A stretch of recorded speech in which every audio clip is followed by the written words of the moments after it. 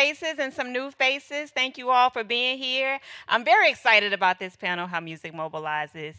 It is a newer topic for the Hollywood Climate Summit, and we're really thankful for the organizers for making this space. First, I would like to introduce our amazing panelist, Tank. Tank, come on up here. New Orleans, born and raised, Grammy Award winning artist. We grits, we girls raised in the South. I'm from Mississippi. And my good friend and colleague, Cameron Trimble. Cameron, Howard University. You know. Awesome. Thank you all so much for being here. We'll get right into it because I know you all are pressed for time and we want to honor your time. Really quickly, give you brief introductions. Tank. You did so good.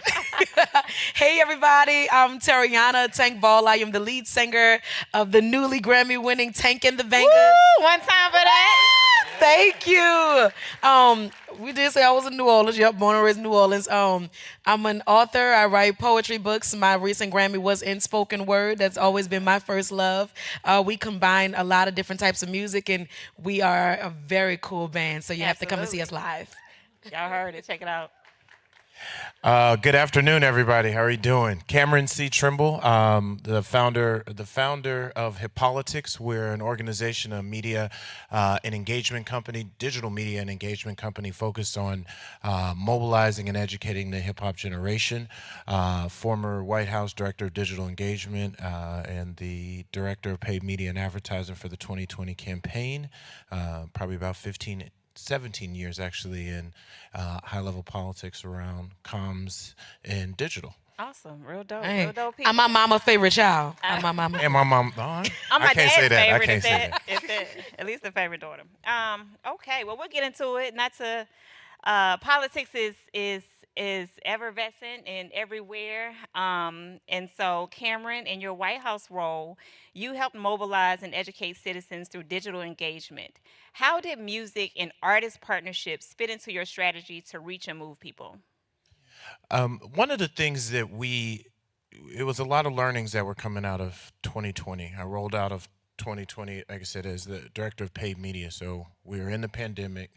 We're not able to mobilize and knock on doors and do a lot of the traditional things that we would do. So we actually ton of experiments in terms of how we did advertising, live streams, partnerships. How did we meet people? But we had a meeting post campaign before starting the White House, and we came up with a theory of the case. We were going to interact with people, the American people, and globally more on their channels than our channels. We had to meet people where they were.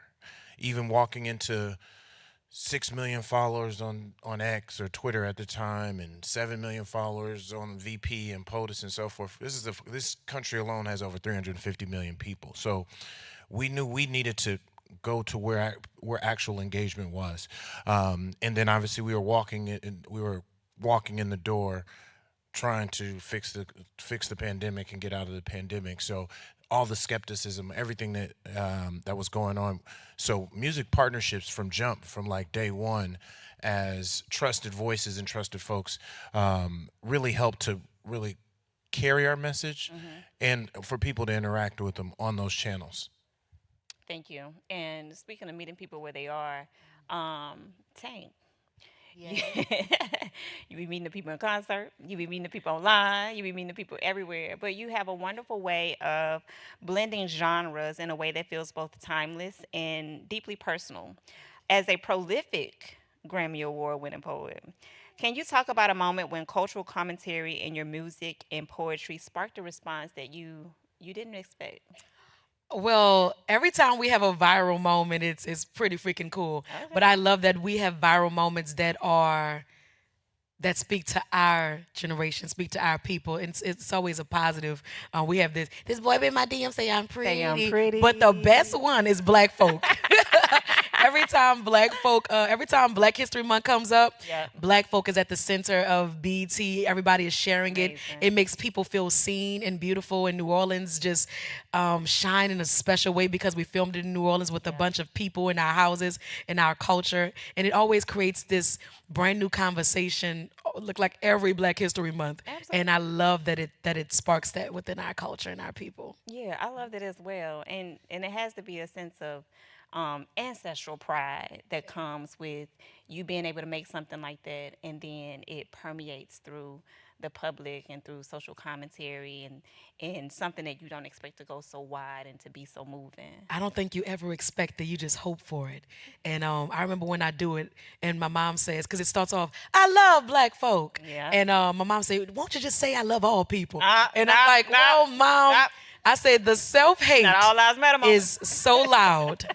It's so loud, the self hate, especially in our music. So the self love has to be just as loud, Loud, if yeah, not if louder. not louder. So I won't take that away. Yes. That part, mama. Both of you all, music has long been a driving force behind social change from civil rights to anti war movements to black liberation. Here's what I'm curious about. What will it take for climate messages to resonate just as deeply in music culture? And what possibilities open up when artists begin to treat the climate crisis not just as a science, but as story, emotion, and rhythm? And I will say, as Black people, I think that's how we relate. We don't relate to it from this climate sciency, you know, kind of. You feel like it's not for you, Yeah, but yeah. it's for all of It's for us. all of us. Yeah. So talk a bit about that. One thing I think we got to stop. We've got to start getting in the studio and stop paying for features. When I would equate that in music, and when I say get in the studio, is that we climate and organizations as a whole need to actually take artists and work with artists from the beginning. Often this what happens if let's take a climate one of your organizations, you'll already have your talking points, you already have your policy papers, and then you're saying, all right, we need to roll out a message. Who's hot? Who's in? Go to my consultant, go to my team. They'll tell you this person. You go to the artist and say, hey, can you say these points in your own way, and then put it out and hope that it does well. To me, that's like paying for a feature. You need to ingratiate artists and work with artists from the beginning because people, what you're trying to tap into, with music, that emotion, that authenticity, starts in the heart and the head with every musician. And if you're already writing 75% of the song, again, trying to use the analogy of a song, if you're already writing 75, 85% of the song, it's not that it may not do well, but how much better is that song if you guys got in the studio together? If you start with how do we speak about this? What's actually authentic to you? Here's some information, but let's build from the ground up. And I think that approach with how you deal with, especially musicians, and you really hope to tap into that, because like I said, I've my firm and what we do outside of hip politics on the firm side. I've got a ton of clients who come to us with already baked stuff and say, find somebody to help us blow this and take this up to the next level. I'll happily oblige, but the people who are most impactful build from the beginning. Yeah. Yeah. I think that in our community, and not even just in our community, the world, I think they do best with storytelling and things that are personal and feel like that is going to affect them, which is actually true, which is the way that climate change affects our food and our homes. And I think that it has to come from a place like that and put in the music. Sometimes I consciously do it, but it's the way that we live every day is just so such a part inside of the music, like the way I wrote about the way that Hurricane Katrina has affected my life and the way I view New Orleans. And I put it in my own storytelling way to make people more aware of what's going on in my city and how climate change has affected me in my life. So I think that it has to hit home for some people. And when artists more so start talking about how it truly affects them in the most regular way, from you can't have a fish sandwich, Mm-hmm. to Give me some white bread. just regular things. It seems so small, but it will affect the world, and it may get you thinking, especially if some of your favorite artists are doing it. I think so. I think she just brought up another perfect point, that the language of science and climate feels so jargony, scientific.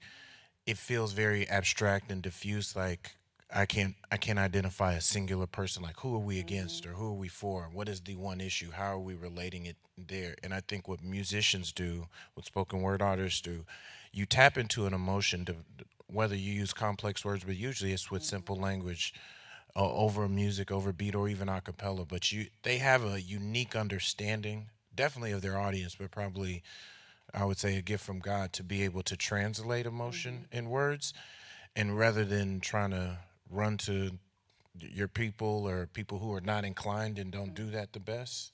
Or now I would say in the AI chat GPT era, you guys, all your staff is probably feeding you stuff from AI and what they think it is. Talk to the people who clearly win. No, I'm saying you're winning Grammys. You get millions of followers or hundreds of thousands of followers. They tapped into a language that is connected to that emotion.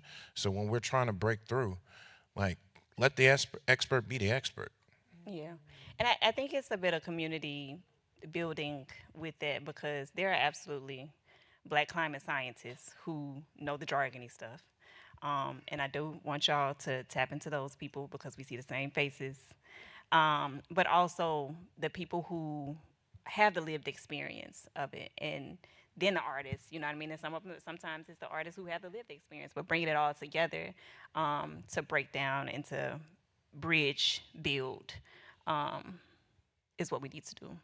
But you talked about food, and it's hard to mention New Orleans. I personally can't mention New Orleans without talking about food. Might be the best food city in the world. It is. Yeah, yeah. We'll fight anybody about that. Um, but also, this is the 20th anniversary of Hurricane Katrina, and you mentioned that. Um, and the way that we've seen climate change be talked about in the last 20 years, the way in which we've seen environmental justice, environmental racism, all of those things in that terminology be more prominent in the past 2 decades. It brings about a question about culture and climate vulnerability. And how did experiencing Hurricane Katrina shape your creative voice? And how does that experience still echo, as you said, in your poetry and in your songwriting? I think that if I just hear the word climate change, that I won't. All I can think about, oh, it's hot outside, or it's hotter than it's normally is, things like that. But I didn't really think about it for real affecting me until it affected me. Yeah. Until my brother-in-law sent me a text saying I pulled a baby, a dead baby out of the water today, and my life will never be the same. And that's when we knew that our city was underwater, and that our whole lives was never gonna be the same. There's a poem that I always write about New Orleans, because I didn't know how special it was until I left, until there was no more of it. I didn't know how special it was. I didn't know that we talked different, that we ate different, that we danced different. I didn't know it was different. And so I always write this love letter to it, a continuous love letter, and just to remember what was and to cement what is, and a hope for the future always, because there really are neighborhoods that look like the storm hit it like last week. And that's scary, especially neighborhoods that are underprivileged. Years ago, they said that one time that they bombed the levees so that another side of the city could be protected. That is such a disadvantage, especially for impoverished neighborhoods. So I'm gonna always speak about things like that, and not even on some they need to know, but on some this how I feel. Yeah. This is what I see, and it's just a natural thing that's just now just a part of my artistry, because it's a part of my story. Right? Yeah. Yeah, absolutely. Cameron, Yes, ma'am. we're in a digital first world where content is king, uh, And queen. and queen, and in between. So, In between. What role does social media play in amplifying socially conscious music or diluting its message? Ooh. I think it's as with a lot of things. There's an A and a B side. The obvious, you got a global audience. You have an ability to, especially in this. I won't take credit for this, but I heard this online. We're moving away from social media to interest media. I think, like I said, hip politics is my passion project, but I get paid. I'm a managing partner at a firm called Hughes Strategies, where we focus on digital first solutions for companies, orgs, and campaigns. And one of the things that we're consulting our clients on now is that the toll rolls are up on social media. So things to be just organic or just because you got a ton of followers and all those things doesn't mean it's necessarily going to hit, as opposed to it's of interest. So I think social media, as it moves away from social and just who people know more into interest, I think with music and even climate, like there are people who have interest in this issue or may have interest in an artist that intersects with the issue. I think this is actually the time to double down on that. Stop worrying about your follower count on any one platform and really start leaning into really high level creative, really high level messaging. I would challenge any organization here 10x. Often people are looking for, like, I need it to be curated on my page, and so I'm only going to put out one, two. If you're not posting 3 to 7 pieces of content per platform per day as an organization that hopes to break through, you're doing yourself a disservice, especially if you're not really putting money behind to pay it and boost it. So I think that's the opportunity. You have a global audience and there's an interest. The disadvantage to that is that we've got shorter attention spans. We can dilute a message. The complexity of what climate is can sometimes be lost. And I don't know if we can change that, but that means that we're going to have to be more creative on how to give people maybe certain stories and tell stories in a more creative way, in shorter ways, or string stories together. But then I think that goes back to the same thing. You got to put more of it out because less of it will be consumed the way people's minds and our attention spans work. It's not cool. It's not cool. And that's why they not messing with it for real, for real. Somebody or something or creators have to make it cool in some type of way where it don't seem like. Because another thing about the internet is it's our getaway from the stressors of the world. It's a place to watch and be funny. The moment somebody literally starts talking about climate change and God, half the time they just, oh, I need something It's too funny. I need much. something entertaining to get me away from this. So something has to happen where we make it cool and we make it creative and fun and even maybe even a little funny. No, I think a lot of funny, right? I recently, shameless plug here. I recently worked with the people at UC Boulder on their 10-year anniversary of Stand Up for Climate Comedy, and they do this comedy showcase. They've been doing it 10 years. Hip Hop Caucus a few years ago produced a climate comedy special called Ancient Mama's Heat Wave, and we we have done animated shorts where we hired BIPOC comedy writers to write and to voice those. So we have always tried to counter the doom and gloom of this with doing what black and brown people know how to do, is to find the humor in the thing. And as often as a means of survival. I connected with some comedy writers here, Crystal with the C from NYU and some others. But I think that there's an opportunity for, and that you all have talked about this because I know I've talked with Allison and Anna Jane and others about it, but the opportunity for more comedy in the climate crisis. And I know we talk about it being jargony and being it complex, but it's not. These are everyday issues. People are affected in very real ways. And I think that sometimes the way we talk about it, or the way that climate is talked about, is intentional gatekeeping. Is to make it seem like this conversation is not Over for your head. you It's over your because head. there are people who are profiting from talking at this level about it. Um, so yeah, so that's my soapbox on that. um, but moving on, we've seen how shows like Insecure, Black Panther use soundtracks to set emotional tone and cultural relevance. How can music and TV and film serve as a mobilizing force for audiences? It normalizes. It True. normalizes. I mean,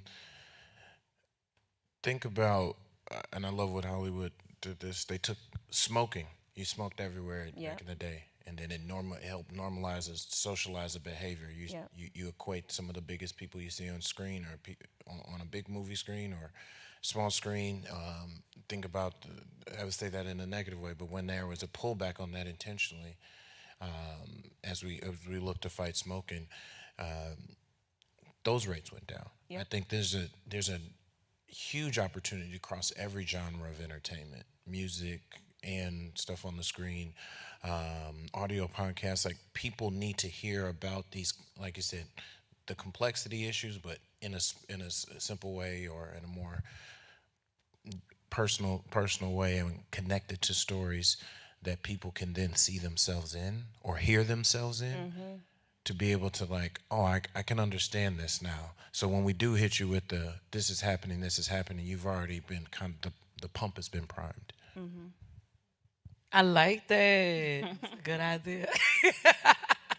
No, that literally makes me think, because you're right. Like with the smoking ads and the got milk, Yep. knowing damn well that milk wasn't good for us like that. But baby, Shout out Oatly. baby, they was Yes. spreading that milk and spreading that cigarette too, as if it's cool. So if you have a Rihanna, like, just like, you know, you need to Yeah. recycle more. I don't know, making it cool, making more celebrities talk about it more. It does normalize it. It makes it regular. It makes somebody think twice about littering, or about even things that, you need to grow more plants. I don't know, things like that. Yeah. Things that actually, one little seed at a time, changing your whole family dynamic, Yep. changing a friend, changing the world. It always starts with one person. But if we're making it a campaign like that, that really helps it mobilize and help it move and make it normal, like you say, for real. Yeah. One piece of free game in here, I would say, is attach yourself to a soundtracks. Because I know when budgets come out, it usually happens in these election years, and that's when all the donors come in, and we're trying to get this message out and so forth. Being out here in Hollywood, you kind of have a foresight of what's coming down the road.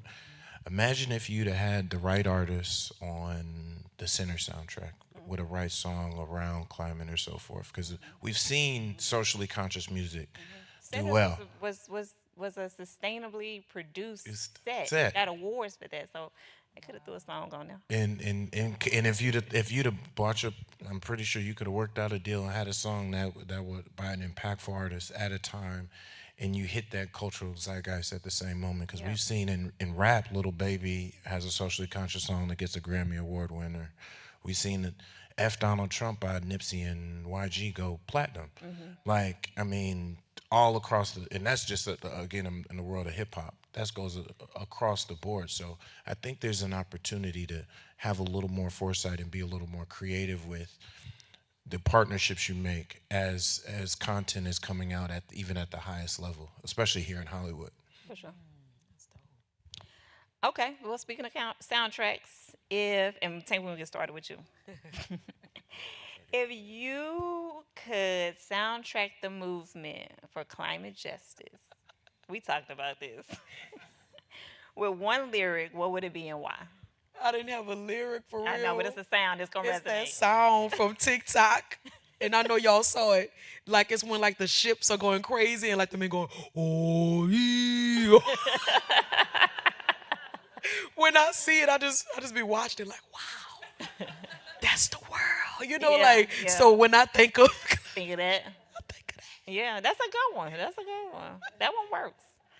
No cheater, Kara. Come on. I got What no, you- because Chat GTP, Yeah. Chat GTP. Bad GTP. No, that's not Using Chat all the water. It's using No, all the because water. no, you're right. No, it wasn't. It Yes. wasn't ChatGPT. This was Don't say hello to it. It's no, using all the water. no. The reason why I had to get this lyric right because I was this question when we were talking about this stumped me because I was like, oh, I got soundtracks for myself, but and artists I love, but what would be something that could talk about the movement that I love, and I'm a huge Jay-Z fan, and Okay. he has a song called Beach Chair, and the lyric is I'm not afraid of dying, I'm afraid of not trying. Every day, hit every wave like I'm Hawaiian. I don't surf the net, no, I've never been on MySpace. I'm too busy letting my voice vibrate, carving out my space. And I think about the movement and how it needs to continue to carve out its space in our larger in like the larger complex in larger context here, and it needs to literally keep trying because I think at a time like this a lot of people feel so inundated and overwhelmed that you know what I need space, I need to rest, I'm gonna go back and sit down, and while you're sitting down and resting somebody's walking all over you, so this is a time to kind of push back. Okay. And mine really quickly be anything by Hot Boys. It's, the block is hot. Block is hot. That's funny. Okay. Lastly, one action you want artists, organizers, or audience members to take after this panel to make climate culture more powerful, more poetic, and more people centered. Wow. I mean, I just got so much from it myself. I think just to remember that as though there are a sea of voices out there, that yours is still important. One thing that the internet is showing us these days is that anyone can have a voice and anyone can be heard, Absolutely. and that you weren't just born, obviously, to pay bills and die, and and that what you say matters, weren't, y'all. and it's so cool because it's the littlest voice that'll make the biggest impact. So don't think that you're ever too small to make a big impact. You know, and just really quickly, speaking of viral people, the woman who was over in Pakistan, From New so York. Allah, yes, Allah, yes, small Right? voice, big Big impact. impact. That's reminding me of that. Cameron, what would you say? My challenge or request, what I would say is recognize the power of music and weave it into everything you're doing, related to climate and related to pushing back. Like I said, artists, music is the universal language. Doesn't matter what actual language you speak. Um, it connects in a way that is unlike anything in the human experience. And when we are trying to do something that literally affects the human experience, we need to tap into that magic and tap into that emotion. Tap and then the other thing I would challenge you is authentically build with musicians.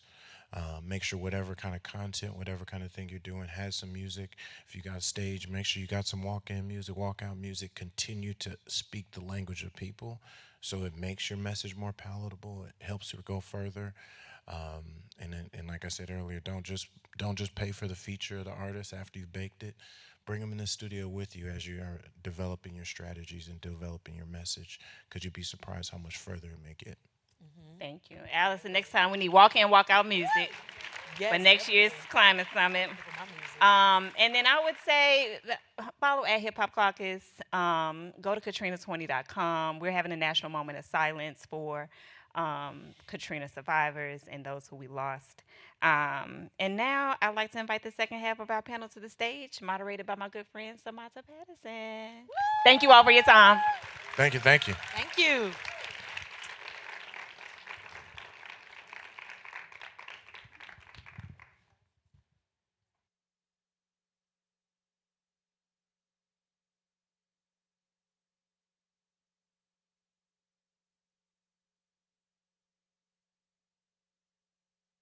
Hi everyone, how are you? Good. Hi friends. I'm really excited about this conversation. Let me just put my bits and pieces down. I'm really excited about this conversation, but that one was also really uplifting and beautiful. My name's Samata Pattinson. I am the CEO of an organization called Black Pearl. We work across culture and sustainability and music, fashion and entertainment. And this, this idea of how music mobilizes is really meaningful to me because I see music as a way to access emotions and really shift people's consciousness. So it's great to have the voices we have here coming up to have the same conversation. So I'd love to do some introductions, if we could give them a round of applause for each person. So first of all, hi Tim. I'd love to introduce Tim Myers. I'm sure many of you know who he is, but he's the co-founder of the multi-platinum band One Republic, and he's really built an incredible career at the intersection of music, business, and activism. Very successful as a performer and songwriter, he launched Palladium Music, supporting over 60 artists, including the likes of Chappell Rowan. A student of political science at Harvard and Penn State, Tim has founded Californians for Climate Change to provide disaster relief and environmental innovation funding. So he's just doing really great stuff. And now he's just running for, Congress in California, just cash, as you do. So Tim, would you come join us, please?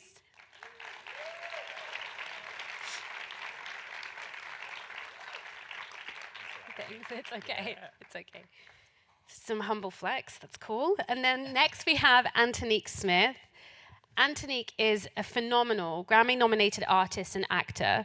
She rose to fame in a leading role in Rent on Broadway and also starring as Faith Evans in Notorious. Really known as the voice of the movement, and anybody who knows or has seen her knows that this is not just an accolade, it's very accurate. She blends music and activism in a way that drives climate and social justice. And she earned honors from Grist and Physicians for Social Responsibility as well, just, brainiac on the side. Antonique has performed at global stages like the UN and for the Pope. And through her organization, Climate Revival, she really mobilizes faith communities and communities of color around environmental action. So.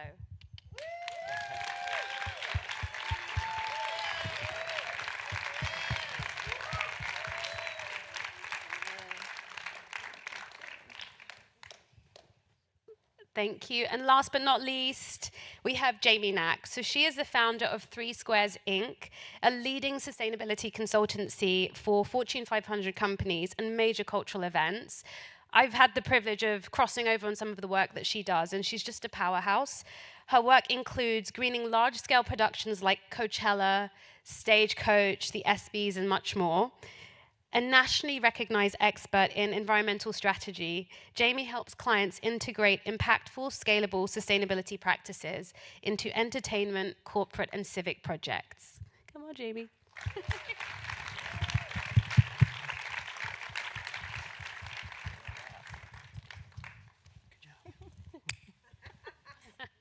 Okay, amazing. Thank you all for being here and for giving us your time. Yeah, thank you. Thank you. So I'll kick off and I'll just start with this kind of premise of every single one of you individually has been working at the intersection of music, culture, activism, sustainability in many different ways, but you've also been touching very high profile and culturally relevant platforms as well and spaces. So you're reaching global audiences. Antonique with your work, Grammy nominated, your kind of moment on Broadway with Rent, Tim as a member of One Republic, and Jamie and just your work touching massive productions, like we said, Coachella and so on.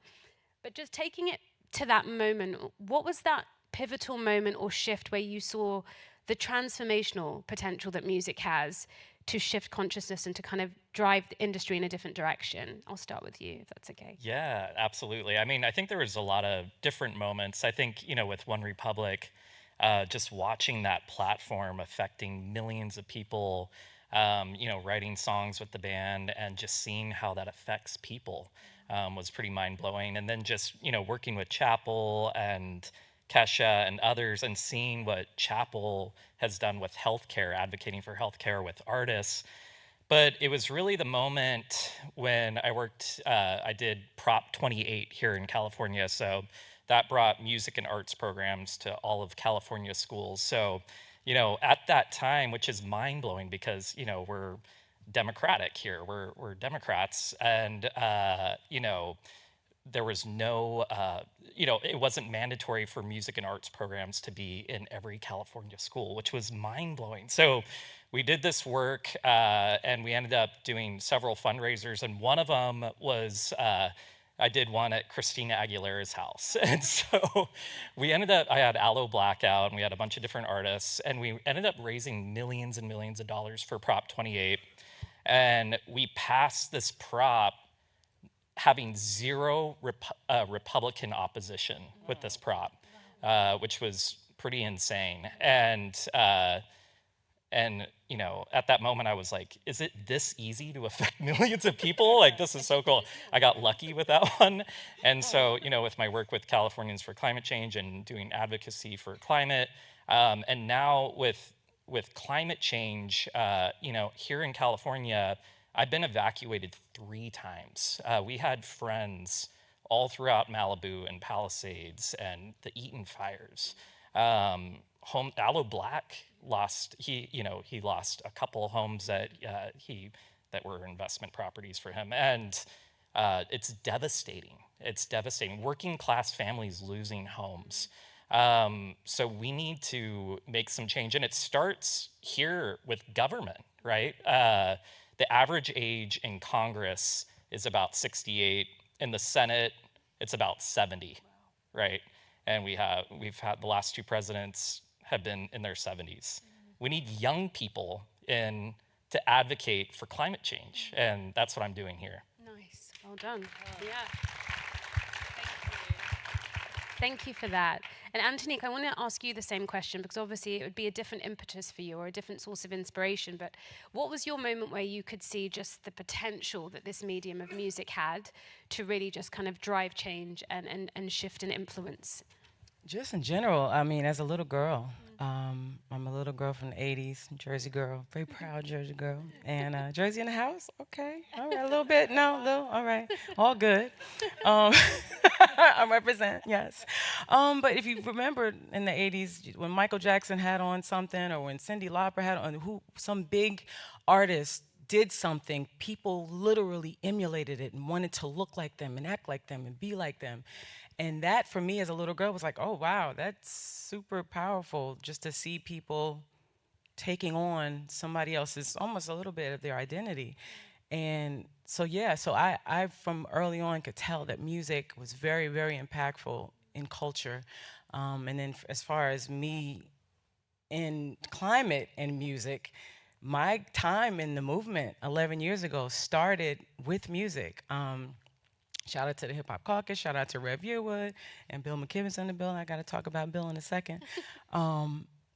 11 years ago, I went to the studio to be a part of the first album about climate change called Heal Our Mother Earth, the album Home. And all I knew about climate change as a Jersey girl was polar bears and ice glaciers. And I had never seen a polar bear or an ice glacier. We don't have those in New Jersey, so climate change did not seem important or relevant, certainly not urgent. And Rev, who I have so much respect for, was also my co-founder at Climate Revival. So shout out to Rev Yearwood. Y'all heard him speak very powerfully earlier. He sat me down, and I respect this so much, because sometimes when people bring celebrities in to do things, they don't want to take up too much of their time. They just want to let them do what they came to do and go, and, you know, trying to stay out of their way. And Rev was like, I want you to understand something, so I need you to know why we're here, why we're doing this. And he really made it hit home when he talked about Superstorm Sandy, which happened to us in Jersey. He talked about the big power plant on the turnpike that at the time I didn't realize is also why I was losing family members to cancer. And it's also now why my little sister has a lung disease. And so I know it's climate is also so much about health, and it really hit home. I didn't understand the connection between the pollution that is killing us in our homes is the same pollution that's causing climate change. I literally had nobody had ever said that to me. I didn't hear it on the news. I hadn't heard it nowhere. And so when it hit home for me that night, 11 years ago, I literally have never looked back. I've been in this movement, using my music, using my voice, my singing, to help inspire people, inform people, and hopefully, you know, win this battle against this climate crisis. It's been a road, but I feel still very, very hopeful. Yeah, thank you. Gosh, that was beautiful. And thank you for sharing as well about your family and what that journey's been like. And Jamie, I want to bring you in on this question, because I think it's important for everyone to have the context of everyone's why. What was your moment? I mean, I've had the joy of crossing over with you at some of these events, and it's an immersive experience. People's emotions are heightened, they're engaged. So what was kind of your moment of just realizing the potential of this medium to kind of shift and drive change? Yeah, well, I guess for me, I've been in the fight for a long time. So I realized sitting there that my company turns 17 on Friday, this week. So it's been quite a journey as a small women-owned business. And we started out working in the transportation lane. So we had a lot of clients in aviation and automotive and shipping and ocean-going vessels, all very, very important. Not as sexy, right? And we're not reaching the millions, but we're doing important work. And I think when we started shifting over to work with clients, because of the interest, clients come to us, we do very little marketing in media, entertainment, and sports. It was like a light bulb went off, because I realized that we're now reaching people that don't talk about this all the time, right? And we're reaching them in a totally different way with different messengers. And that really matters. And so it's been an amazing journey to work with both the recorded music side and the live event side and the sports side, because I think we're touching many more people than we ever did when we were doing the behind the scenes work. And just quickly, like following on from that, do you find people are more receptive to these kind of conversations in those spaces because it's unexpected in a way, would you say? I think so. I think it's also, I was talking to Tim in the green room saying that I find that talent and artists, both from on the film, TV side and music side, don't realize the strength of their voice and the reach, right? Like we're reaching people on the online live stream right now, all over the world, right? They reach people on stages all over the world. And you don't realize the power of your ask. So even just asking like from your merchandise provider, what are the options? Or asking from your tour promoter, can we have a green rider? It's amazing to see the ripple effect. Nice, beautiful. Tim, I want to come back to you because you've touched on this already, and I think it's quite phenomenal that you're running for Congress in California. Really, truly. So what would you say is the intersection of kind of economic sustainability in music and environmental action, in the sense that can ethical business practices really drive social and climate advocacy? Like, how do you see that playing out? Yeah, absolutely. I mean, I grew up poor. So I was a janitor. I grew up working class. I was a barista. And when I moved out to LA, I moved out here with nothing. And, starting the band One Republic, I was able to see how artists and producers get screwed over. Literally, some of these labels will take 60 to 85% of their earnings, and they put them in these deals where they're just constantly in debt, trying to recoup their advance. For every 1 million streams, a songwriter might get paid $50 to $150. So it's, an artist might get $500, from that millions of streams from the label. Starting my label, it was so important that artists were first. And so I focused a lot of my energy and time on TV, film, and commercials because the DSPs, Spotify, Apple, weren't taking from those artists. Moving forward with the environment and running for Congress, now I'm advocating for people here in California who can't afford to buy a home and climate affecting them. And San Bernardino and Riverside counties are two of the most polluted counties in all of the United States. And this is the district that I'm running in. So we have to make a change here, and I'm advocating for this, and we're seeing a lot of movement happen. Oh, that's incredible. That's incredible, yeah. Thank you for doing this work. Yeah. Antonique, I wanted to kind of pop over to you because your music kind of spans Broadway, R&B, you're across these different genres of music and obviously reaching different audiences as a result. So how do you use those different musical platforms? Because they are different, they do have different responders, so to speak, and genres as well, to amplify environmental and climate messages across diverse audiences who might respond to that information in very different ways. That's an awesome question. I'm fluid with it. I really kind of base it on who I'm talking to, like who the audience is. So with Climate Revival, we're mobilizing people of faith and people of color to fight climate change and fight for environmental justice. And we're wanting them to understand the same thing that hit home for me 11 years ago, that pollution is causing climate change, pollution is killing you and causing climate change. That's what we're trying to really relay, and we want people to want to get involved and join the movement. And so sometimes we do climate revivals, a lot of times actually, in church. And when we're in a church, I'm going to sing about Jesus. And it actually feels very much like a church service because that to them is something they're used to, that they've been doing, for however many years, every Sunday. And so to get to worship and then hear a little bit about what's really going on out here. It's a beautiful combination, and people are moved. People are uplifted because they've just now praised God for a while, which is obviously something that's important to them and me. And so there's a unity there, and that part of it also, they learn, and then they're like, what's next? What do we do now? So it's been a very useful tool. And then I do things like, like when I sing for the Pope, I sang the song that Bill McKibben asked me to sing 10 years ago, and I've been singing it ever since, called Here Comes the Sun.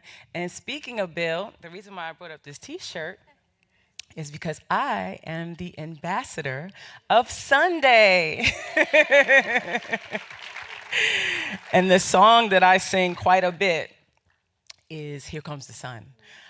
So it depends on the audience. It depends on the purpose, what the event is. I have a song called Love Song to the Earth that I sang that we used, heavily during Earth Day, and I put that out this year. And so it depends, it's fluid. I try to tailor it to who I'm talking to, and I feel like it's very effective because I'm able to kind of shift myself to reach people where they are. Yeah, absolutely. And yeah, absolutely. And just on the faith thing, I think it's a really interesting point because so many faiths have an inherent message about taking care of our planet and taking care of each Yes. other. So it's interesting how you try and weave that in, in a way that feels accessible. Jamie, so obviously you've worked with some incredibly massive events and with artists as well. So curious to know when artists are planning their tours or kind of, just rolling out their major performances, would you say there is a specific or like seminal key consideration that they should have from day one? Because sometimes sustainability or solutions feel like an afterthought or something that people react to. But if you were going to say from day one, if you do anything or if you think anyway, this should be what it is, what would you say is just something you've seen to be critical for impact? I think oftentimes it's overwhelming, and what we've heard sometimes, and this might relate in the TV film, is they don't want to come out with a message because they don't feel like they're the expert on it, right? And I know we have climate scientists in the room and others, but you don't have to be a climate scientist to make your mark on this planet, right? And I think it's very important that the artist that you're working with uses their authentic voice, so they have to be able to hone in on what they care about. I guarantee you, every person in this room, if you say what's the topic, name the top 3 topics or issues that you care about, they can name them. And same thing on the artist side, oftentimes no one asks them. And I think that's the important thing, is I always say start the discussion. So whether you're artist management, whether you're the label, whether you're the tour producer, the venue, a buddy of the artist, right? Like your friends probably can influence you quite a bit, right? Start the discussion, try to tease out or surface what matters most to them, whether it's ocean plastics or food systems or transportation or energy, and then work with that, because I think that's the best place to start. And actually that leads really nicely to the next question, because it's about responsiveness and how people then respond to what you're putting out there. And so Tim, I'm curious to ask this with you and Antonique as well. How are your audiences responding, especially in today's climate, to conversations about climate and your activism in that space? Because it's a really interesting time to be in this space. Absolutely. I mean, it's been wild since announcing our campaign. We've had over 5,000 people give to our campaign, just complete grassroots, and people giving 150, $100, $50, $20. It's been insane, and press all over the place. But the most inspiring thing has been the artists coming up to me, talking to me, or talking to me through social media. They're like, I didn't know I could do this. And so I think it's sparking a conversation that artists can use their platform in more of a political way and get out there and be more engaged. And Greta Thunberg in her new book, The Climate Book, really talks about the most important thing, the singular most important thing is media. And so it's an untapped resource, I really feel like, that we haven't fully tapped into, where we could really influence the outcome of this conversation. You know, here in California, we have over 4 million acres of unused land. I would love to see some of this land, just, you know, a small portion of it, used to build solar panels to, you know, power the whole United States. This is something we can do. We can use our vast oceans to make kelp farms to feed the world, to help feed Africa. Like, let's just do this. Let's do this now. And I think, you know, let's get some new politicians in there. Let's get some new people. Let's get some working folks in there and make a change. Yeah, absolutely. I know. I know, I felt the same way. Just, wait, well, on that, because I would love your thoughts, Antonique, on this responsiveness, specifically society, people. How are they responding to conversations about climate from what you're seeing? Because obviously there's a great deal of information, there's a lot of overwhelm. Is there a curiosity? Is there an interest in learning more? Just what's your experience been? Yes, it's a mixed bag. I think with my followers, I get a lot of thank yous. I get a lot of thank you for caring, thank you for sharing this information, thank you for all that you're doing.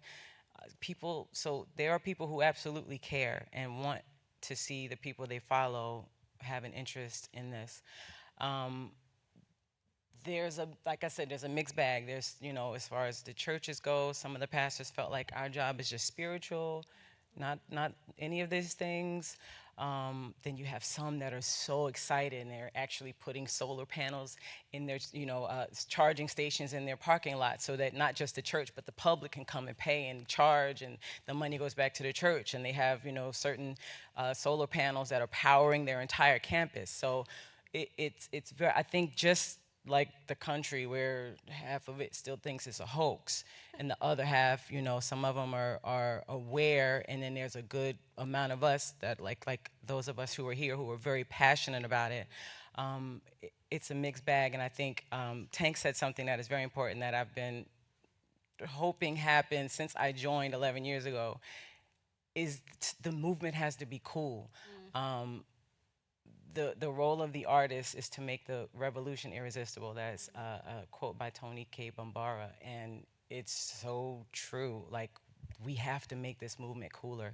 We need, and media, that is so true as well. We need everything, everywhere, all at once. One of the Daniels is here. I like to always say that. He just happens to be here.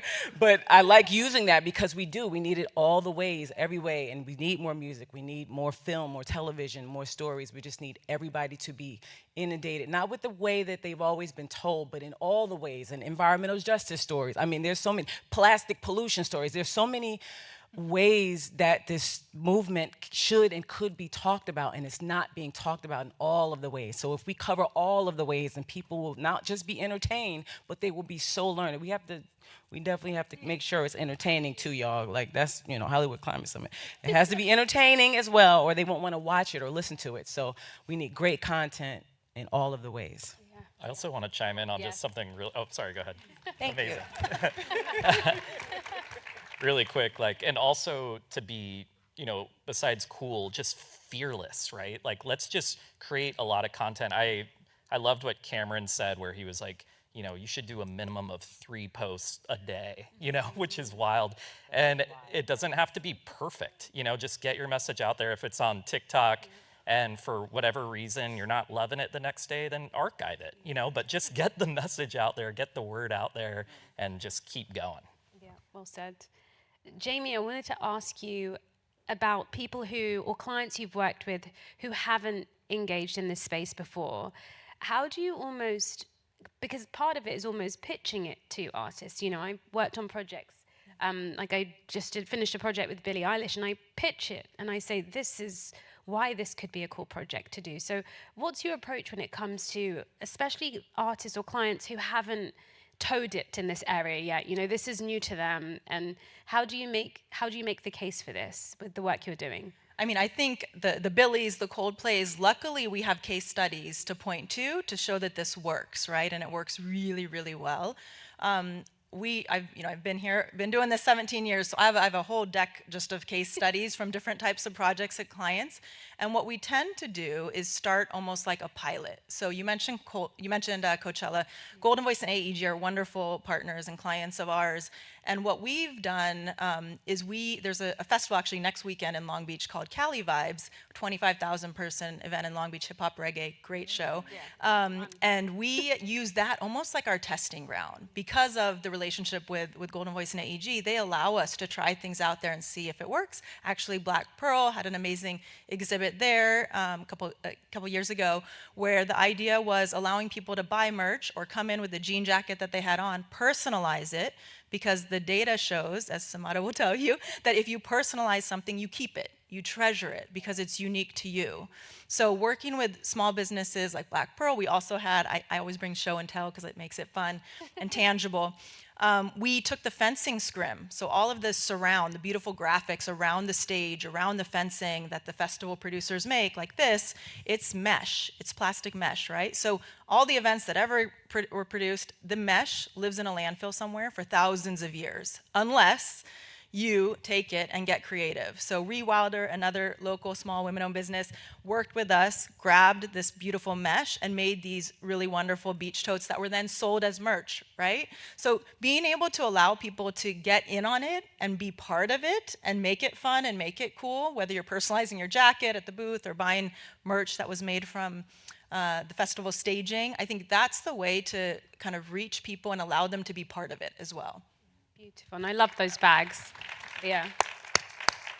Cali Vibes is one of my favorite experiences because there was all of these different generations coming. At one point we had like the grandparents, the daughter, their kids, all customizing in different ways, and it was just, they were open, the music was playing, it was great. So that's a really fun project. My last question for all of you, because we are at time, is how has exploring activism and advocacy actually deepened your relationship with your art?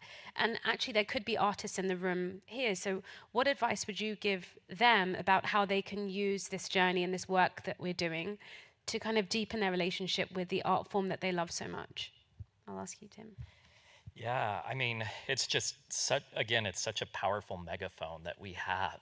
And, I think about the 60s movement with Marvin Gaye and Bob Dylan and so many great songwriters and musicians.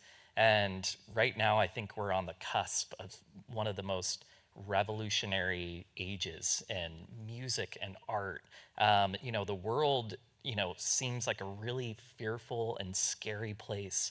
And art is such a beautiful thing that can lift us up, that can give us hope, that can change the world. And we've seen it time and time again. And right now we're at that moment. And I know there's amazing creators here today that are going to create some beautiful art that is going to change the world. And I can't wait to watch it. I can't wait to listen to it. And you are the biggest thing right now for the world. You are the answer. Greta in her book says it, so it has to be true. You are the chosen to do this, and go out and create amazing art, and let's change the world together. Anthony, can I ask you the same question? I would say just a sense of purpose, a deeper reason why I have these gifts, a deeper reason of why God put me here. I always knew it was to make people feel, to uplift, to inspire, but when you're doing it for our existence, when you're doing it for our health, when you're doing it for future generations, it just feels different. It feels better, honestly. It feels special. So yeah, it's deepened my love for my own craft because I feel like I'm touching the world in a different and more meaningful way. You are. Thank you. And Jamie, to close. So for me, I nerd out on behavioral economics and behavior change because I think it's so important, and you can design nudges into every system. So for me, my art would be doing things like we're designing right now the new permanent bins for the Rose Bowl to kind of take them through this 102-year-old venue, to take them, to ready them for FIFA and for LA28. It's going to be an amazing new sustainability strategy, but figuring out what icons to place on each bin, how big, what shape the hole should be for compost, for recycling, can we make landfill skinnier, because we're not going to have a lot of landfill. Like all of that to get the desired result, to me, is the thing I get really excited about, because we've seen it affect behavior change. I was geeking out. That's incredible.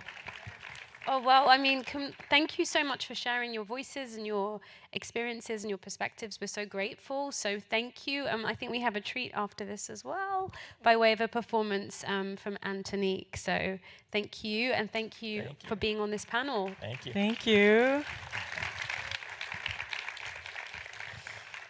Thank you. This has been awesome. Here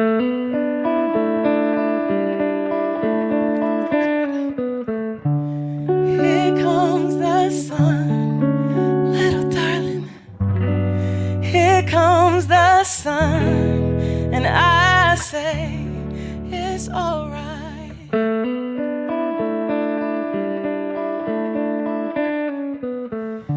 Little darling, it's been a long, cold, lonely winter. Little darling, feels like years since it's been here. But here comes the sun. Here comes the sun, and I say it's alright.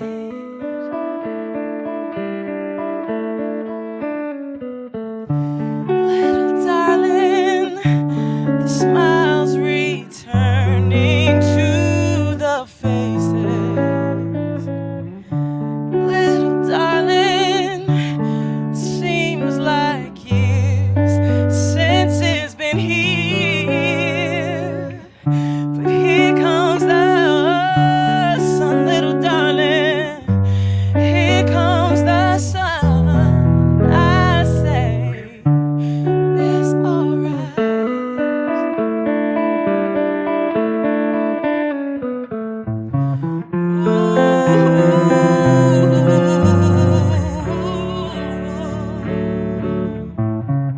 Sun, sun, sun, here it comes. Sun, sun, sun, here it comes. Sun, sun, sun, here it comes. Sun, sun, sun, here it comes.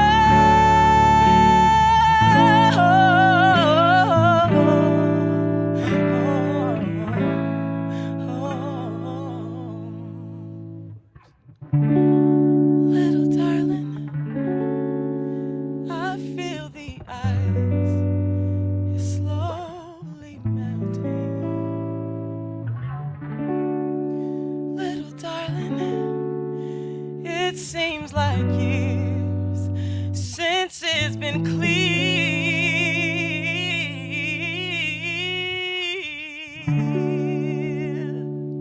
But here comes the sun, little darling.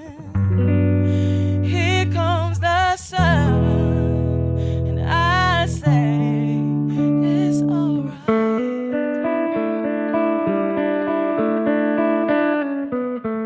Sun, sun, sun, here it comes. Sun, sun, sun.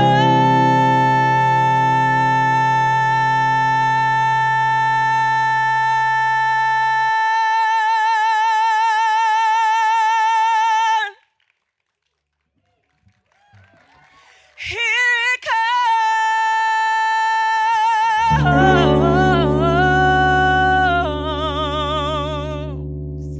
And it's all right. Sunday, September 21st. Love y'all. Thank you so much. God bless you.